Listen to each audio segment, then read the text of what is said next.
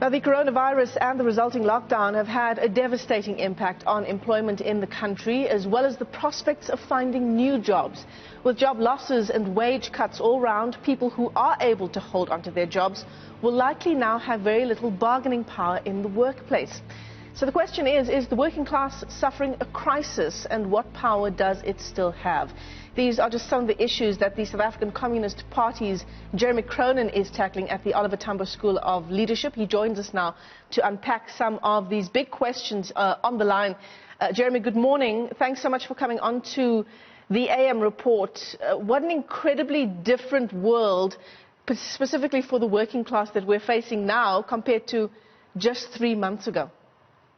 Yes, good morning, Michelle, and thanks for having me on the show. Well, yes, it's true. It's become incredibly difficult, but although we shouldn't forget that even before the COVID crisis broke and before lockdowns and so on, it was crisis times for many, many working people in South Africa. I mean, we had these world record levels of unemployment, 38, 39%, if one counts those who are looking for work but can't get it as well. And now,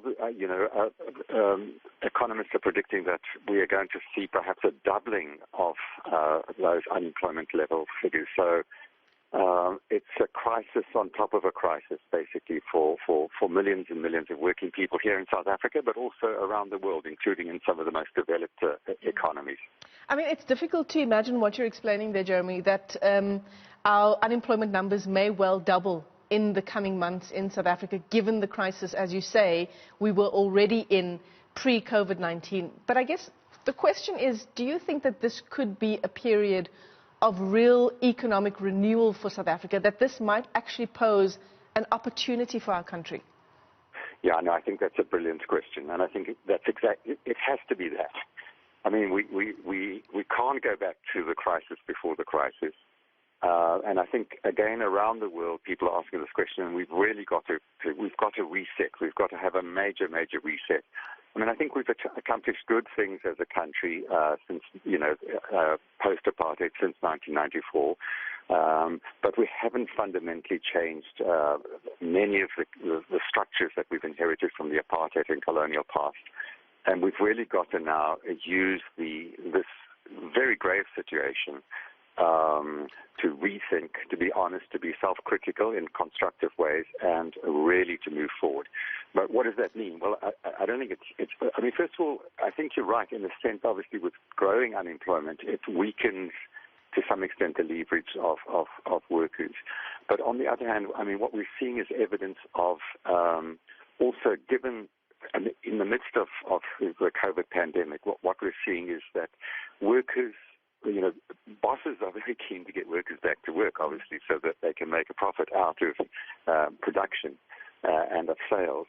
But workers now are also asserting their right to have a democratic decision-making around the safety of the workplace, whether health conditions are appropriate and so on. We've seen that around the opening of schools, where the unions across the board, despite divisions that there might be between those different federations, different unions in the education sector, have come together in a united way to say, yes, we also want to get back to school. Yes, we see we have an important role to play.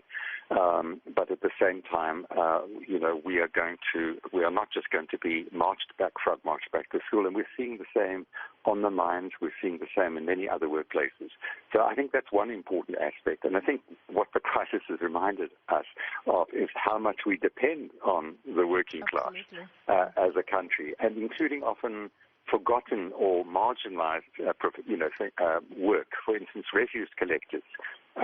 Suddenly we realize how that's essential work in a situation like this. It might not be highly regarded or very well paid at all, but it's essential work. So part of the reset also needs to be, what is it that is valuable by way of work? What is productive and useful work, and what isn't? Because I think a lot of well-paid jobs, advertising, which probably earns Newsroom Africa some of its money, but nonetheless, I mean, advertising by and large, I mean, how useful is that to our society? So I think we need to rethink what is useful and not.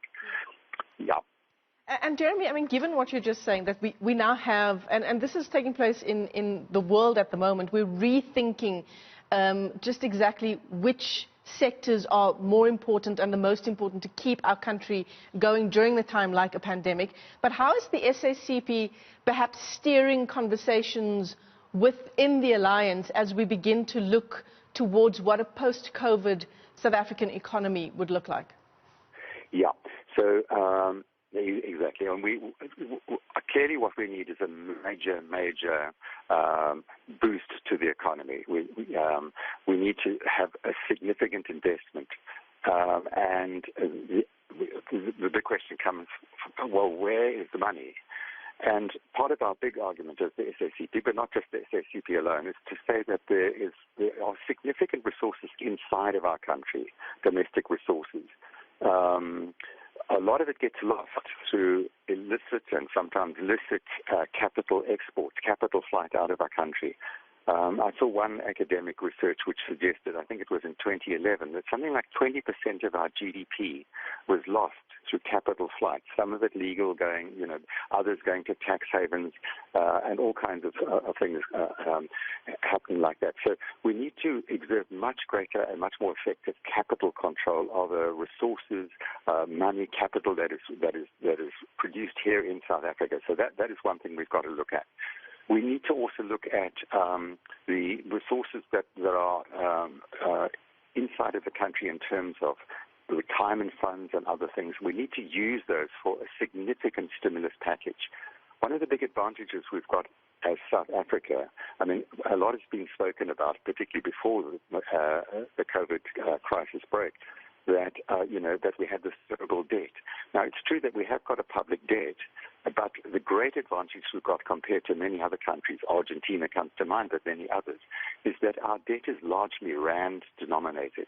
So it's not dollar denominated, which means that we don't have to depend on losing our sovereignty by going to international borrowing financial institutions.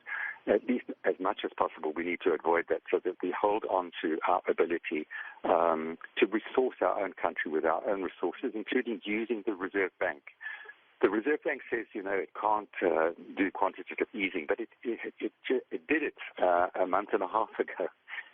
Something like 250 billion it printed out of thin air and pumped into the for-profit commercial banks to ensure that they had their continued liquidity. Now, one of the questions we're asking is, why don't you put that money more directly into the Industrial Development Corporation, for instance, so that rather than go through commercial banks who will then use the loans that they're getting from the Reserve Bank, money created out of thin air, to turn a profit basically as banks through loaning on, obviously at a higher price, including to the public sector.